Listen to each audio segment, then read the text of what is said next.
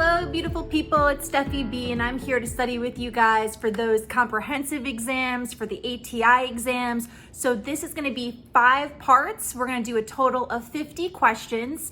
So each part is going to be 10 questions. So it's going to be a mix of everything that we need to know.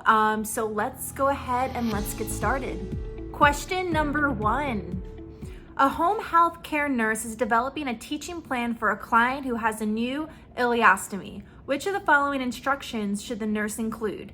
1. Limit intake of fluids to 1,000 milliliters daily.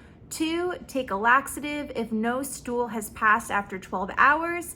3. Empty the appliance when it's 1/3 to 1/2 full. Or 4. Change the entire pouch system every 1 to 2 days. And guys, if you need more time, just hit the pause button. And the answer here is number 3. Empty the appliance when it is 1/3 to 1/2 full. Okay, so why is that the answer? Let's go to the question. What are they asking us? So they're asking us, what is the correct teaching plan for an ileostomy? Let's look at the answers. So number 1, limit intake of fluids to 1,000 milliliters daily.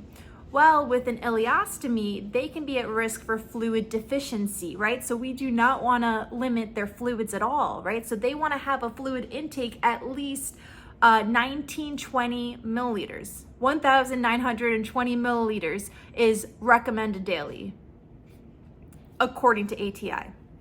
Number 2, take a laxative if stool has not passed after 12 hours. Guys, if they have not pooped for about 6 to 12 hours, you want to contact the healthcare provider. And then number 4, so change the entire pouch system after 1 to 2 days. No, you can wait like 3 to 7 days to prevent skin irritation, right, around the stoma site. And the correct answer, number 3, empty the appliance when it's 1/3 to 1/2 full. So we want to do that because we want to prevent any leakage of stool, right, and skin irritation, right? So that's skin breakdown. So we can wait at least 3 to 7 days, change it from 1/3 to 1/2 full. If they don't poop 6 to 12 hours, contact the provider and do not limit fluid intake, okay? Question number 2. A nurse is caring for a client who has a potassium level of 3. For which of the following manifestations should the nurse monitor? 1. Increased bowel sounds. 2. Dry, sticky mucous membranes. 3. Decreased deep tendon reflexes. Or 4. Numbness and tingling of the extremities. And the answer here is number 3. Decreased deep tendon reflexes. Okay, so why is that the answer? So what are they asking us? They're asking us, what would we see in hypokalemia if we see a potassium level of 3, which would be hypokalemia, right? So the normal range is 3.5 to 5, and it's pretty nice that they mention it in the question and they give us that information. So let's look at the answers. So number 1, increased bowel sounds. So no. So if they have hypokalemia, they would have decreased bowel sounds. Remember that analogy I told you about you're walking into a club, right? You have magnesium and you have calcium at the door and they're bouncers, right? And you have potassium and you have sodium and they're DJing, right? So if you don't have a lot of DJs that night, if you don't have a lot of potassium that night, then everything is gonna be low, right? Everything is gonna be down. Everything's not gonna be going right, right? So think of low bowel sounds, right? Okay, number 2, dry, sticky mucous membranes. What electrolyte is that describing? Hypernatremia, right? So if you have high sodium intake, you get dehydrated, right? So you'll have dry mucous membranes. So that would be for hypernatremia. And then number 4, so numbness and tingling of the extremities. So what electrolyte is that describing? That would be hypocalcemia, right? So if you have low calcium, you would get numbness and tingling in the extremities, right? So the answer here is number 3, decreased tendon reflexes, right? So if you have low amount of potassium or not enough low potassium, you would have low or decreased deep tendon reflexes, right? Muscles would be weak, your deep tendon reflexes would be decreased. Question number 3. A charge nurse is planning care for a client who has a mechanical restraints in place. Which of the following interventions should the nurse include in the plan? 1, remove the client's restraints while sleeping. 2, document the client's status every 60 minutes. 3, check for a new prescription every 6 hours. Or 4, provide a staff member to stay with the client continuously. Okay, so the answer here is number 4. So provide a staff member to stay with the client continuously. So why is that the answer? Let's look at the question. Let's see what we're looking for and what we need to answer. So if we look at the question, it's asking us to look for an intervention, right, for mechanical restraints. What would be appropriate? Let's look at number 1, remove the client's restraints while sleeping. Well, there's a reason why the client is on restraints, right? So we only want to remove restraints when the client is calm, in control, and can follow simple commands. So we do not want to remove the restraints while the client is sleeping. Number 2, document the client's status every 60 minutes. That is a long time. So we want to document the client every 15 to 30 minutes, right? So we want to assess for the physical needs of the client, their safety, and their comfort. Okay, number 3, check for a new prescription every 6 hours. Nope, so every 4 hours for a client that's 18 years and older. So every 2 hours for a client that's between the age of 9 and 12, and then every 1 hour for a client that is under 9 years old. And the last answer, provide a staff member to stay with the client continuously. Yes, we want to stay with the client that's on restraints, right? Because they can be at risk for injury, right? So they need to be monitored and supervised continuously. Okay, good job. Question number 4.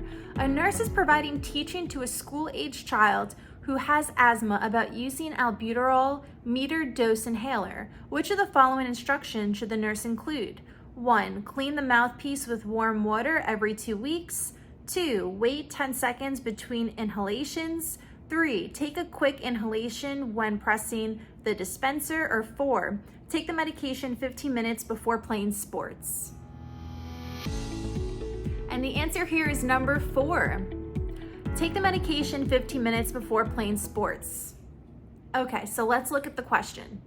The question is asking us, which of the following instructions should the nurse include? Right, so we have a child, they have asthma, and they're on albuterol metered dosed inhaler, right? Let's look at number 1. Do they clean the mouthpiece with warm water every 2 weeks? That's a long time. They clean the mouthpiece every day with warm water, right? So we want to prevent or minimize the spread of bacteria or microorganisms, right? Same thing. Number 2, wait 10 seconds between inhalations. So usually they should take albuterol 15 minutes prior to an exercise, right? So the effects happen immediately. The peak is between 60 minutes to 90 minutes, and it lasts 5 to 6 hours. So not 10 seconds between inhalations. Number 3, take a quick inhalation when pressing the dispenser. No, you want the child to take a deep, long, slow inhalation, right, to get all that medication into their lungs, right? So number 4, you want them to take the medication 15 minutes before playing a sport, right? Because this medication happens immediately, right? And it causes bronchodilation, right? So it causes your airway to open up. The peak is going to be 30 to 60 minutes, and it's going to last 5 to 6 hours. So the correct answer here is number 4. A nurse is preparing to teach about dietary management to a client who has Crohn's disease and enteroenteric fistula. Which of the following nutritions should the nurse instruct the client to decrease in their diet? 1, calories, 2, protein, 3, potassium, or 4, fiber? So the answer here is number 4, fiber. So why is that the correct answer?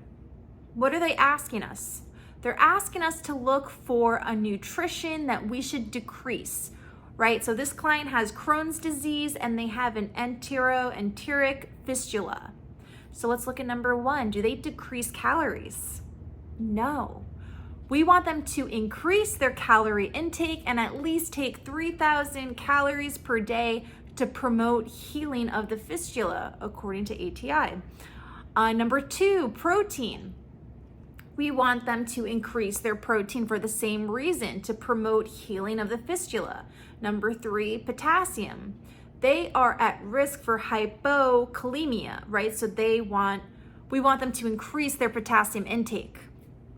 Number 4, fiber. We want them to decrease their fiber intake.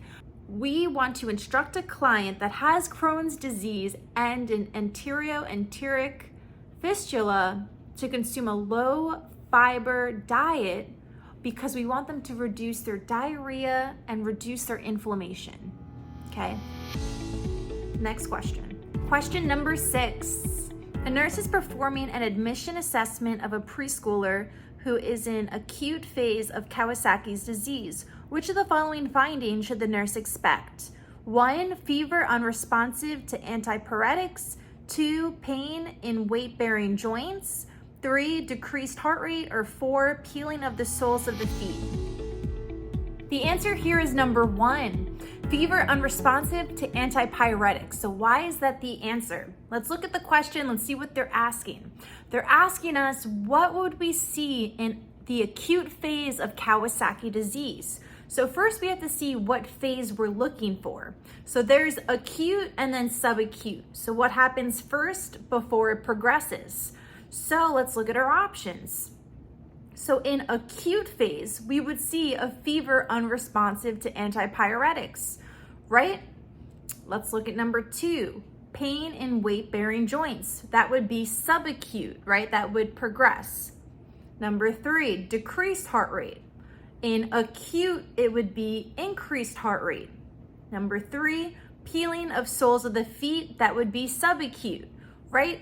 So in the beginning, it would be acute phase. So in the beginning, we would see fever unresponsive to antipyretics, tachycardia, increased heart rate, right? And then as it progresses, we would see pain in weight bearing of the joints and then peeling of the soles of the feet, right? So it's important to see what we're looking for, right? So we're looking at the phase, we're looking at the disease, and then we're looking at the options and we're seeing what we can rule out first, right? So in this case, we can rule out what's in the subacute phase, which would be number 2 and number 4. That would leave us with number 1 and number 3. Then we would see that number 3, it would be increased heart rate, not decreased heart rate. So it would give us our answer, number 1, fever unresponsive to antipyretics. Number 7, a nurse is assessing a client who has delirium. Which of the following manifestations should the nurse expect? 1, projecting blame. 2, excessive clinging. 3, rapid speech. Or 4, social awkwardness. The answer here is number 3, rapid speech. Let's look at the question. What are they asking us? They're asking us, what manifestations would we see with the client that has delirium? Let's look at the options. So number 1, projecting blame.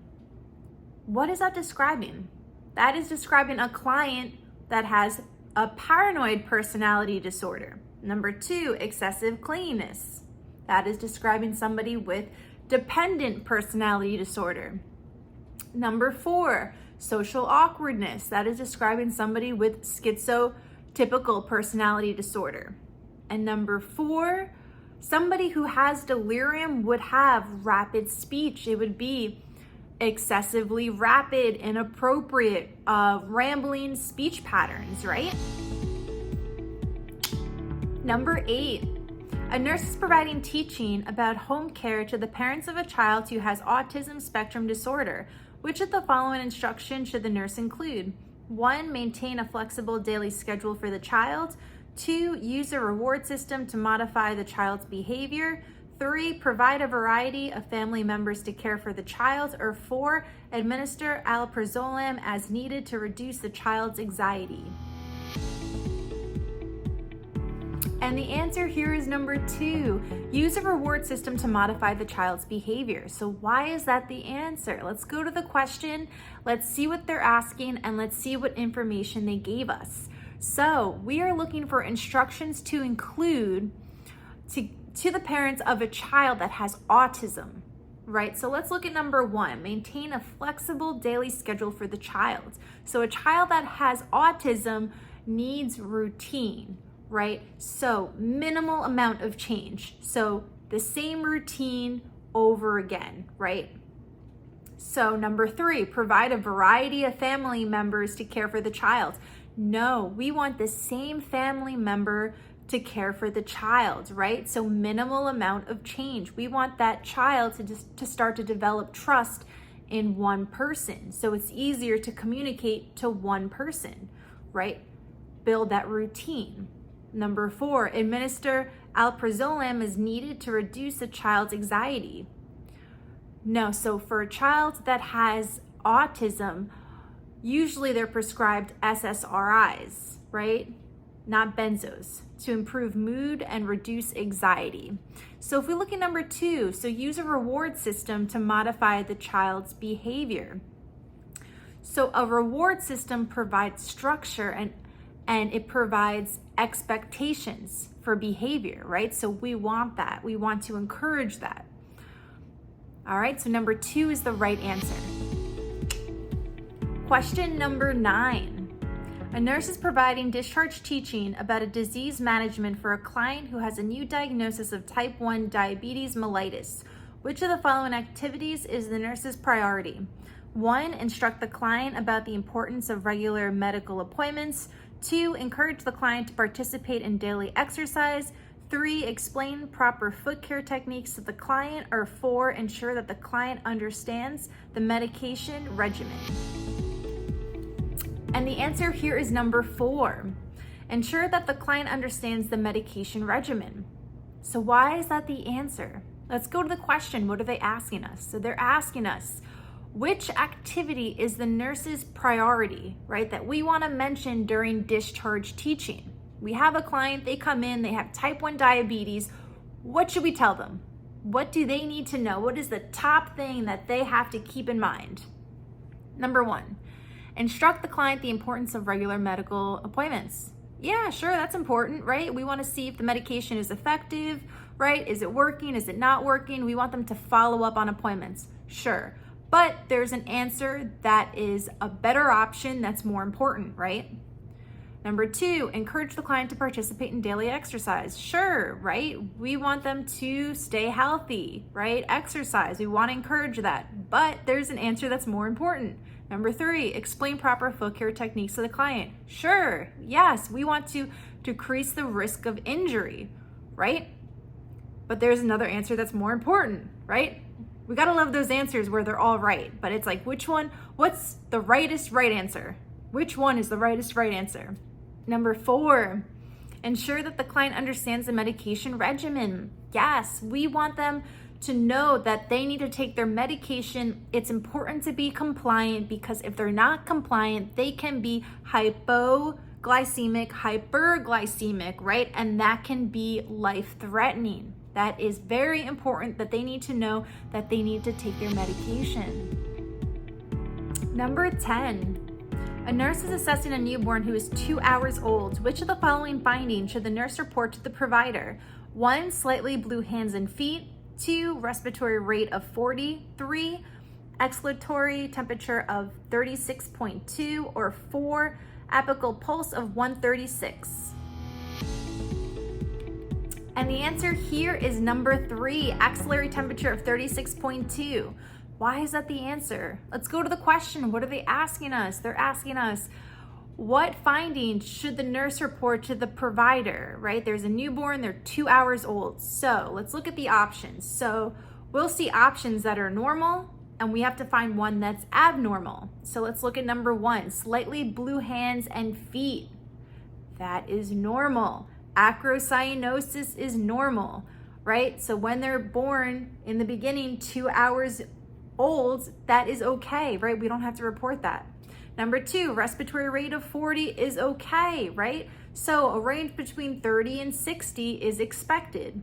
Number 4, apical pulse of 136 is normal. That is okay. So a newborn's pulse can be between 80 to 100, and if they're crying, it can go up to 180. That's okay, right? And then number 3, axillary temperature of 36.2. We want to report it. Why? What is the range? The range is between 36.5 to 37.5, right? So we want to report it. That can indicate cold stress. So we want to report that information to the provider. All right, guys, we are all done with the 10 comprehensive practice questions for part 1. Okay, there's gonna be a part 2, part 3, part 4, part 5, and total of 50 questions. We're gonna keep doing practice questions, get ready for the ATI exams, comprehensive exams. But guys, thank you so much for studying with me. If you have a comment, question, leave it down below. If you wanna like the video, that is cool, that's good to know. And guys, keep studying. You guys are awesome. Thank you for studying with me. And guys, good luck, all right? Love you guys. Bye, beautiful people.